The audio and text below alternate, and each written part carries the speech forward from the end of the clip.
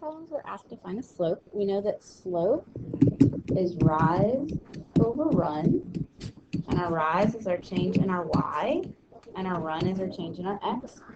So our rise is -1, and our run is +3.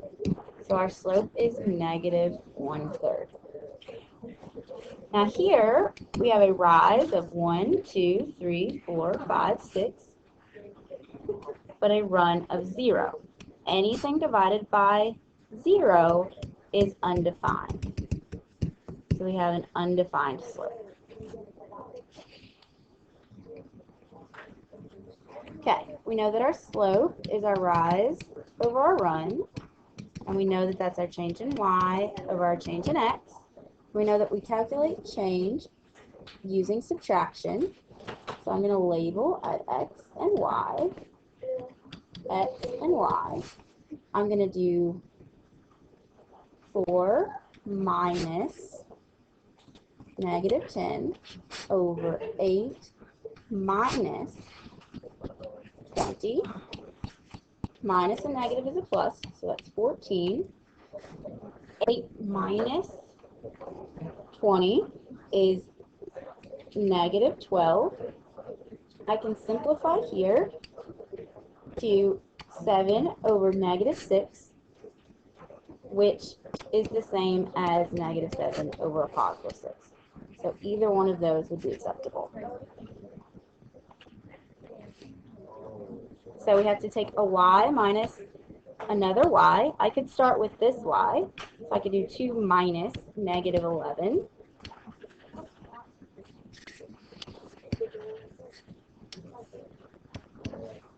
Over -8 minus 17.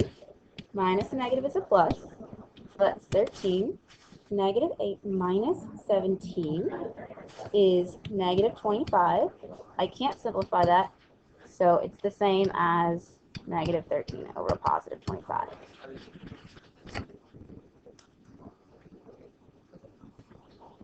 Okay, parallel slopes are the same. Parallel lines have the same slope. So what's our slope? Well, if it's x equals, our slope is undefined because our line looks like this. There's no run. So our parallel line would also have an undefined slope. Y equals mx plus b. Our m is our slope. So our slope right here is 8.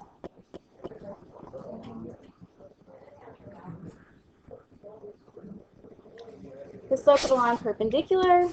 Perpendicular lines have opposite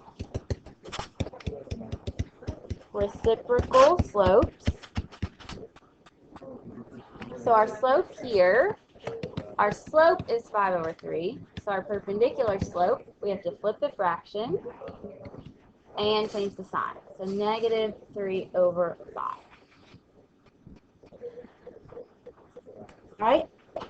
Our slope right here is again 5/3. So our perpendicular slope again is -3/5. Change the sign and flip the fraction.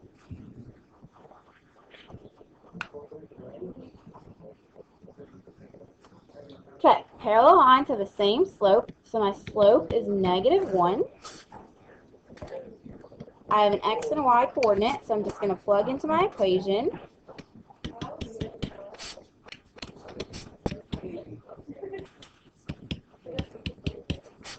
-1 times -5 is a +5. So my b is -1, so my equation is y equals -x minus 1. So my original equation was y equals -x plus 5. So that would be this line right here.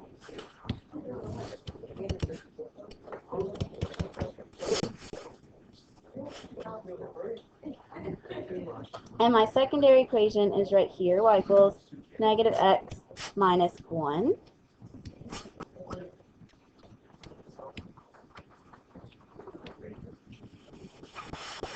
And you can see that these lines don't intersect. They are, in fact, parallel. You can mark them parallel.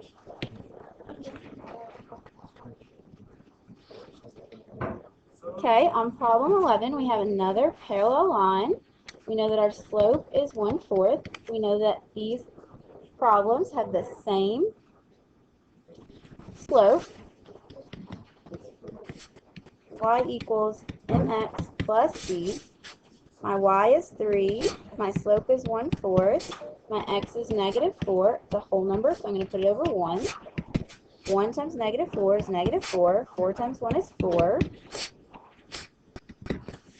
4 divided by -4 divided by 4 is -1.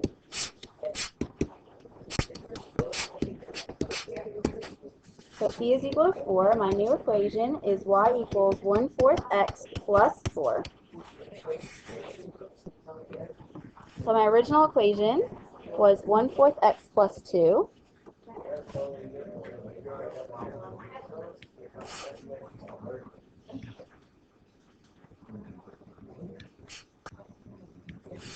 And my parallel equation is 1/4 x plus 4.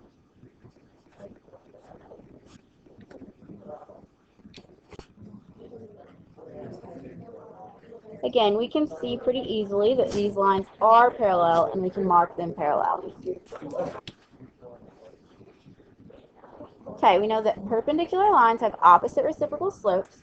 So my original slope here is positive 1/3, which means my perpendicular slope is going to be -3/1. Again, I label my x and my y, write down my formula. I know that my y is -4.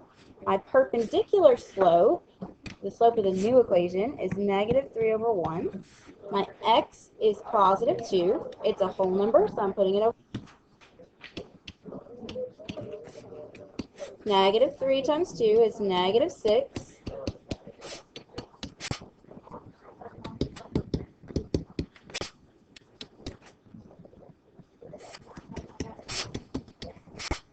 So b is equal to positive 2. So my perpendicular line is -3/1x plus 2. I'm going to graph both of these equations. So I had -4 at a positive 1/3 slope.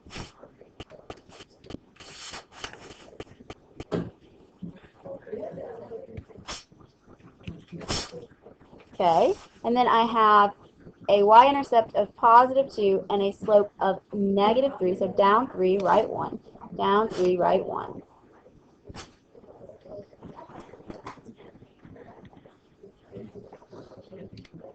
And you can see that these equations are in fact perpendicular to one another.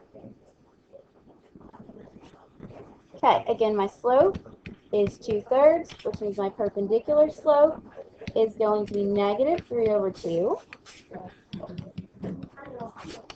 I've got y equals mx plus b.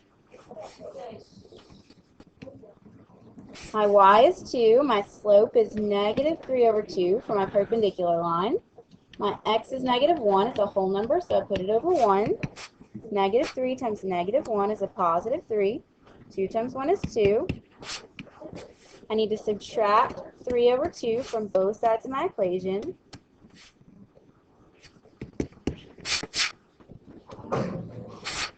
So 3/2 is 1/2, which means I'm left with a positive 1/2. The equation of my perpendicular line is y equals -3/2 x plus 1/2. My original equation has a y-intercept of 3 and a slope of 2/3, so rise 2, run 3 in the positive direction. Okay, my perpendicular line, my y-intercept is going to be positive 1/2, right between 0 and 1. And my slope is -3/2. So down 1, 2, 3, right 2, down 1, 2, 3, right 2, up 1, 2, 3, left 2, up 1, 2, 3, left 2. And again, we can clearly see that they are perpendicular to one another. They form a 90-degree angle. Okay, the midpoint of each segment. On the graph, this is very simple. Our midpoint, the coordinates of that point are 0, 3. You can clearly see it here. The coordinates of that point are negative 3, 1. My midpoint is an average, so I've got x bar, y bar. I know that I add them together and divide by 2 since I'm adding two things together. So my x's are 3 and 4. 3 plus 4 is 7, and 7 over 2 is 3.5. My y's are 2 and 0. 2 plus 0 is 2. 2 divided by 2 is 1. So my midpoint is positive 3, positive 1. Again, x bar, y bar. My x's here are 26.7 and negative 9.5. 26.7 plus negative 9.5 is 17.2. And 17.2 divided by 2 is 8.6. My y values are negative 26.8 and negative 54.7. I add them together, which gives me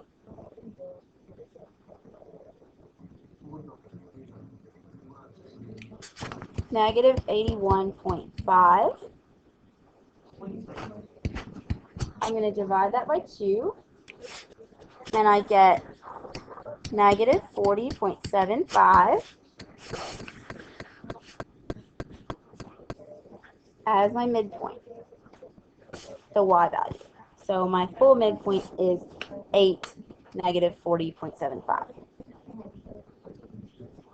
Okay, the last two problems on the front side of your review.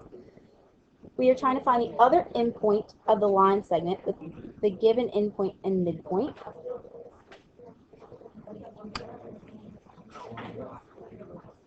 So if this is an endpoint and this is the midpoint, what is the other endpoint?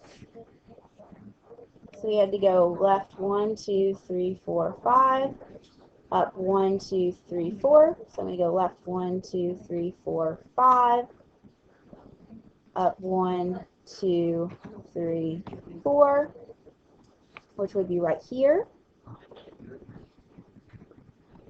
So my other endpoint would be negative 5,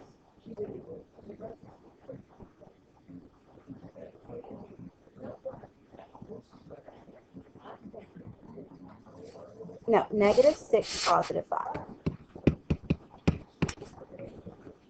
This is going to be off the graph. I didn't tell you which one was the midpoint, so this could be somewhat confusing. If my midpoint is here, I went down 3, right 3. So if I go down 3, right 3, that's negative 5, negative 6, negative 7, 1, 2, 3. So that's 0, 1, 2. So it would be 2, negative 7.